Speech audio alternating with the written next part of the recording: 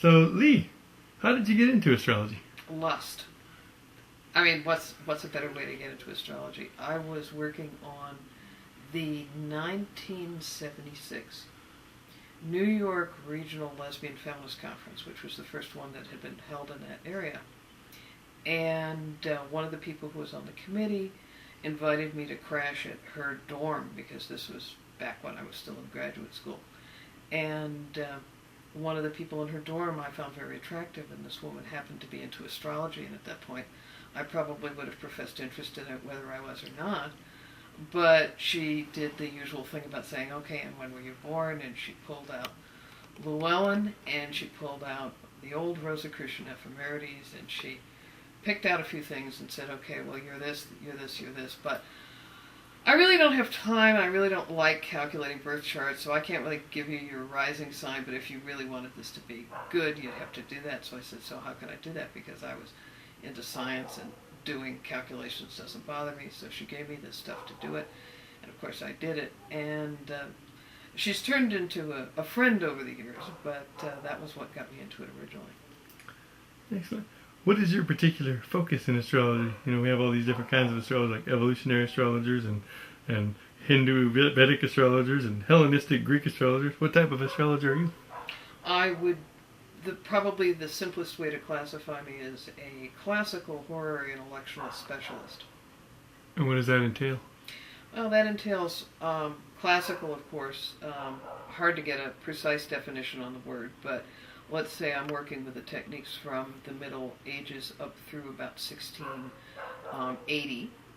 And as for horary is the particular kind of astrology related to asking questions like, should I buy this particular piece of property, or where is my lost watch, or will I marry this particular person? It's all about very specific questions, not general things about the kind of life changes that people go to natal astrologers for.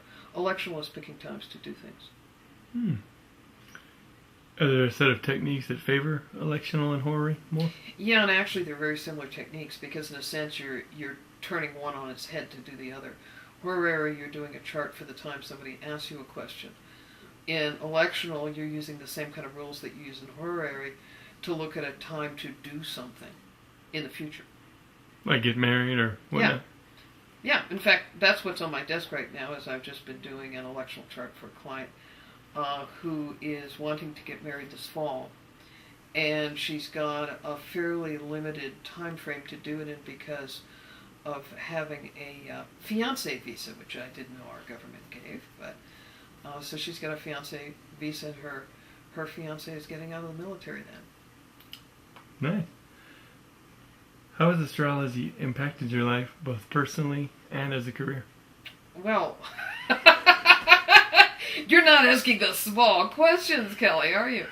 Well, since it is my career, it obviously impacted my life massively, because at the time I found it, I was working my PhD in botany. So, I mean, perish the thought I might be out there doing plants right now if it weren't for astrology. So it's impacted my life tremendously, because I got into it enough to be doing it full time, and especially now through Kepler College. I mean, it's in this household we live, sleep, and breathe astrology, so it's impacted everything.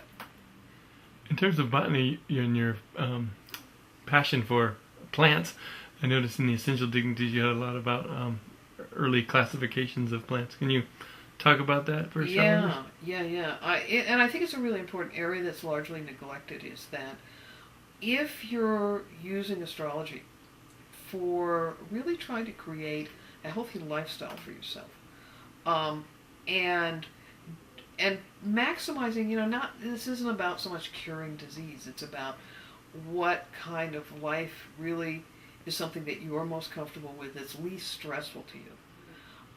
One of the ways to work with that, ultimately you get into the tradition of medical astrology, which is a very rich field. Most of the astrology that was being done in the Middle Ages was either justified or taught through medicine, and so it's a big area.